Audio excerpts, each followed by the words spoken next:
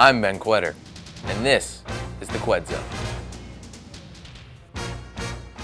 Kwedar! Kwedar! Kwedar! Kwedar! Are you ready for the Kwed Zone?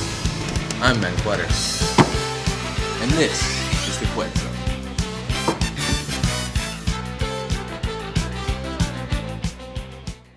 The IHSA state playoffs can be very confusing for a lot of the citizens of the grand state of Illinois.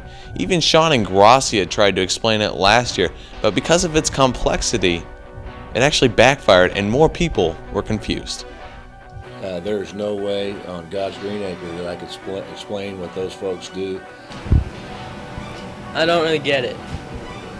It's pretty confusing and kind of random and pointless, similar to what happened at the end of the War of 1812. 2 weeks later, you still have Andy Jackson carrying on a battle in New Orleans. The war's over. This confusion can even be comparable to the same amount of disorientation one feels while doing Mr. Kimball's calculus homework. This sucks.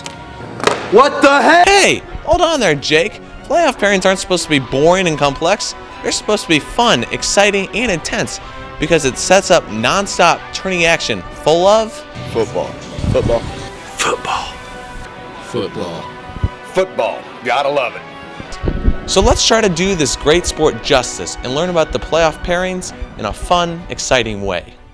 First things first, there are 562 schools in Illinois that have football teams. 48 of those teams participate in 7 conferences that compete in the Chicago Public Tournament instead of the statewide IHSA. Therefore, there are only 514 schools eligible for the IHSA state tournament. These schools make up 66 different conferences all across the state, and the winners of each conference get an automatic berth in the state tournament.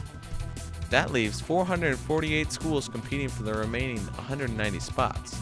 In practice, teams with 9, 8, 7, and 6 wins will always qualify. Teams with 5 wins, like Glenwood, are on the bubble, and their fate is determined by playoff points. Playoff points are kind of like a team strength of schedule. They are all of one's opponent's wins added up. For example, Glenwood's opponents combined have won 42 games. Thus, Glenwood has 42 playoff points.